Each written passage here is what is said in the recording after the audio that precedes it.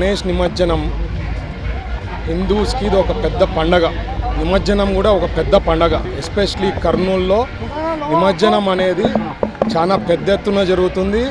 ఇప్పుడు ఈ ఆంధ్రప్రదేశ్లో ఇన్ని విగ్రహాలు, ఇక్కడ పెద్ద నిమజ్జనం, ఒక పెద్ద ఫోర్సు డిపార్ట్మెంట్ నుంచి ఇలాంటి గవర్నమెంట్ అఫీషియల్స్ నుంచి ఒక పెద్ద ఎత్తున జరిగే కార్యక్రమం ఇక్కడ కర్నూలులో. ఒకటే నేను రిక్వెస్ట్ చేసేది, వచ్చే 5 ఏళ్లలో అందరికీ సిటిజన్స్ అందరికీ రిక్వెస్ట్ చేసేది ఏమంటే ఎకో ఫ్రెండ్లీ గణేషాస్ పెద్దవి కూడా చేస్తున్నారు. ఇప్పుడు స్టేట్లో బిగ్గెస్ట్ వచ్చి మన విజయవాడలో ఉంది.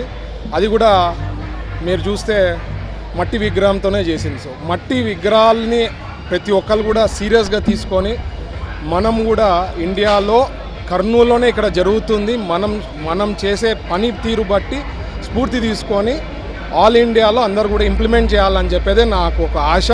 సో ఈ కమిటీసు, సిటిజన్స్ ఆఫ్ కర్నూలు అందరు కూడా ప్రోత్సాహం చేస్తారని చెప్పి ఆశపడుతూ, అలాగే సుఖ సంతోషాలతో అందరూ కూడా హ్యాపీగా ఉండాలనేది నేను కోరుకుంటున్నాను. Thank you. మనం ఏ కార్యం మొదలుపెట్టినా మొట్టమొదట ఆ గణనాథుని పూజించి మనం చేయబోయే కార్యము దిగ్విజయంగా పూర్తి కావాలని ఆ గణనాథుని పూజ చేస్తాము.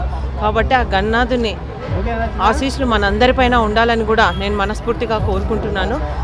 తల్లిదండ్రులకు సేవ చేస్తే అందరికీ సేవ చేసినట్లనే గణనాథుడు నిరూపించినాడు.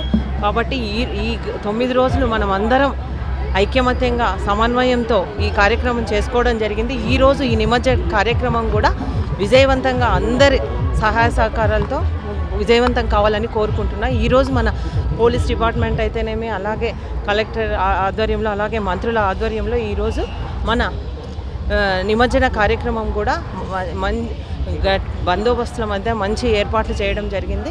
కాబట్టి అందరూ ఈ కార్యక్రమాన్ని విజయవంతం చేయాలని, అందరూ సహకరించాలని కూడా మనస్ఫూర్తిగా కోరుకుంటున్నాను. మరిన్ని వీడియోస్ కోసం ఛానల్ ని సబ్స్క్రైబ్ చేయండి, లేటెస్ట్ అప్డేట్స్ కోసం వాట్సాప్ ఛానల్ ని ఫాలో చేయండి, అండ్ లింక్ డిస్క్రిప్షన్ లో ఉంది.